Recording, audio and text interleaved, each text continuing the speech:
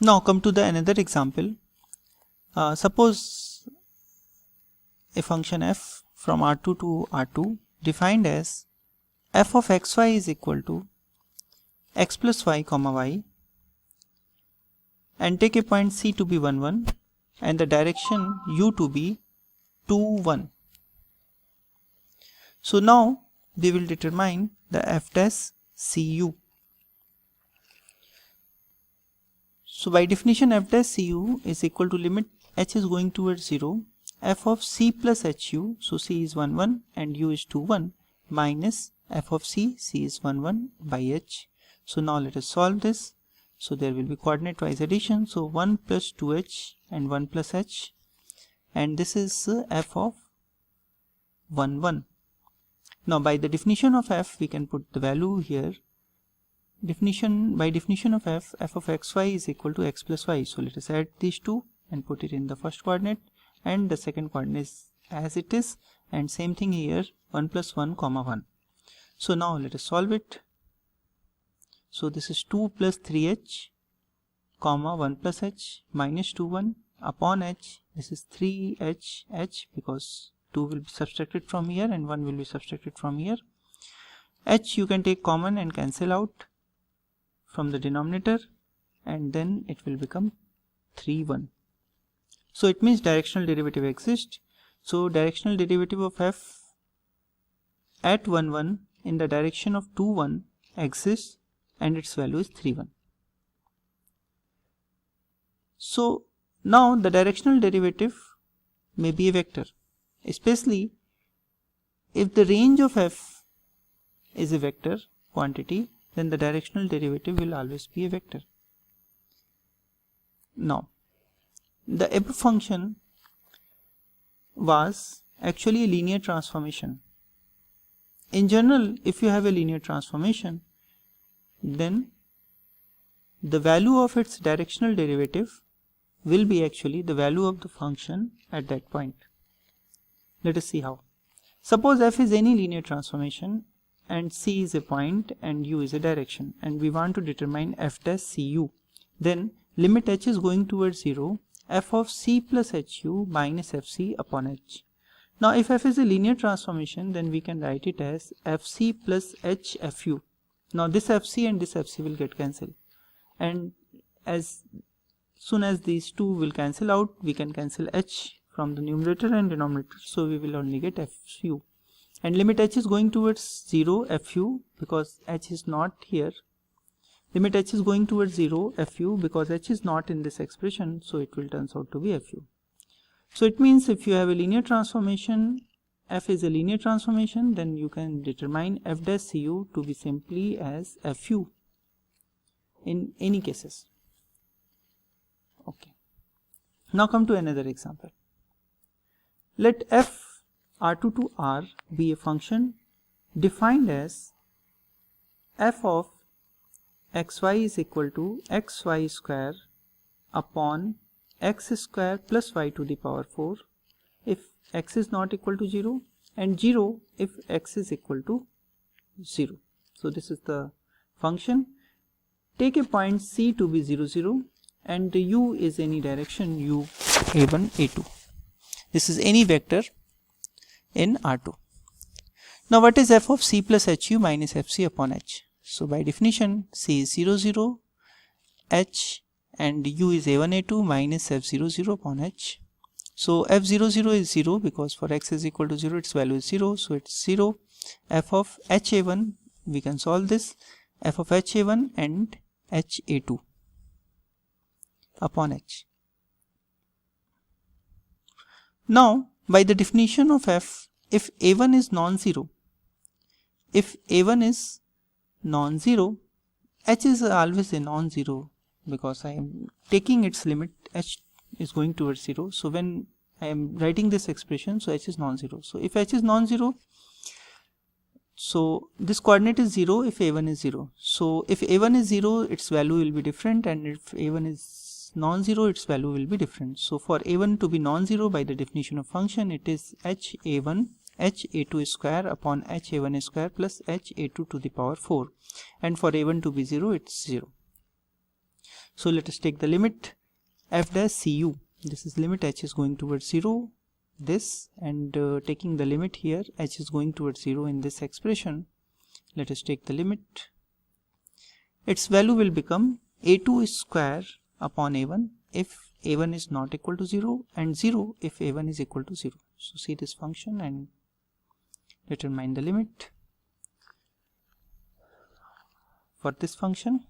So divided by h, so h cube will cancel, and this, when h is going towards 0, will become 0, and you will only get a2 square upon a1. Okay, so what does it mean? So for above f, directional derivative at 0, 0 exists in all the directions. So it means you take any direction, if a1 is 0, then its value will be this, and if a1 is non-zero, then the value of the directional derivative is this. So the directional derivative in all the directions exist. Now the question is, yes, directional derivative exists. Is this function is also continuous? Note that the value of the function at 0, 0 is 0. So if this function is continuous, then limit xy is going towards 0, 0, f of xy should be 0. That is the value of the function. So let us see. Take any path, and through that path we will determine the limit. If its limit will be equal to the value of the function, then of course the function may be continuous. But if it is not, then function is not continuous. So then consider this path, x is equal to y, and on this path we want to determine the limit. So in place of x I write y square, and y is going towards 0. I am taking y is a non-zero quantity, so this is a non-zero quantity, so we apply the definition of the function and we write it as y square y to the power 4 plus y to the power 4, and after solving we are getting 1 by 2, which is not equal to 0.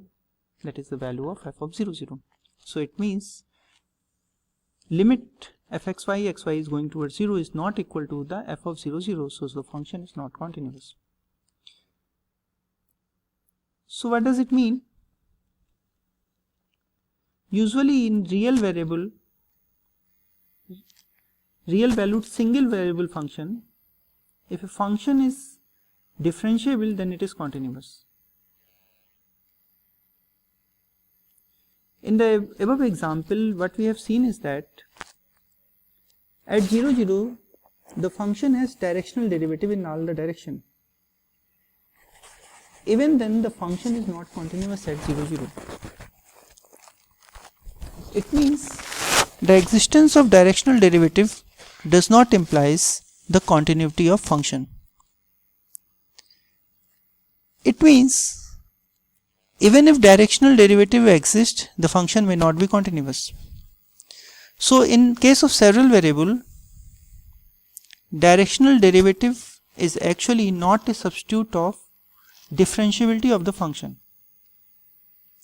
Just like in one variable, when the function is differentiable, then it becomes continuous. But in several variable, directional derivative exists does not imply that the function is continuous.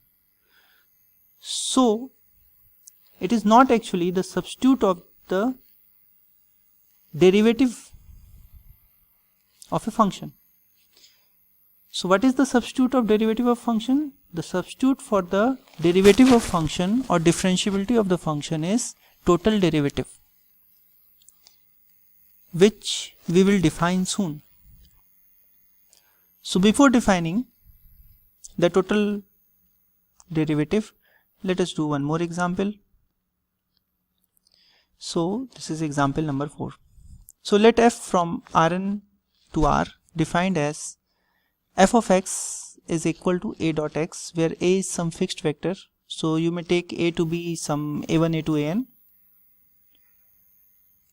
and take now a point C to be C1, C2, Cn in Rn, and take a direction u to be 1, 1, 1, 1, 1 in Rn n times. Okay, so now we will determine f dash cu. So limit h is going towards 0, f of c plus hu minus fc upon h by definition. By definition of f, we can put its value. So the f of x is a dot x, so f of c plus hu is a dot c plus hu minus, by definition, fc is a dot c upon h.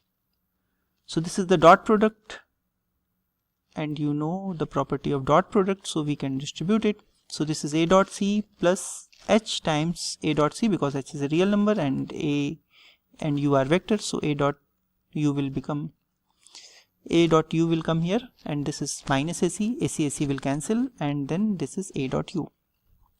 So this is the value of f dash u, and if you put the value of u and take a to be a1 a2 an, then its value is a1 plus a2 plus an. One interesting thing I would like to tell you here also, that note that this function is also a linear transformation. So the value of f dash cu is equal to fu. So if you put in place of x u, you will get the value of f dash cu. So if you will put u here, you will get a dot u, which is the result. Okay, so without solving, you can solve it. Now I am giving you some exercises. So note these exercises and try to solve it. So find the directional derivative f dash cu, where f is given, f is from R2 to R, given by f of xy is equal to x square plus y, x is not equal to y, and 0 for x is equal to y, and c is equal to 0 0, u is equal to 1 2. Second exercise is, so b part, f R2 to R, f of xy is 2x plus 3y, c is I am taking 1 1 and u is 1 1. You can take different values of c also and try to determine it. So next exercise, c, f R2 to R, f of xy is x square plus y square, and c is 2 comma 3 and u is 1 plus 1. So try to determine the directional derivative f dash cu. Now compute the first order partial derivatives of the following functions at 0 0. Both the functions are of two variables, so there will be two partial derivatives, d1f and d2f. At 0 0 you have to determine, so try to solve it. F of xy is equal to x square plus y square sine x into y. This is x into y, not comma.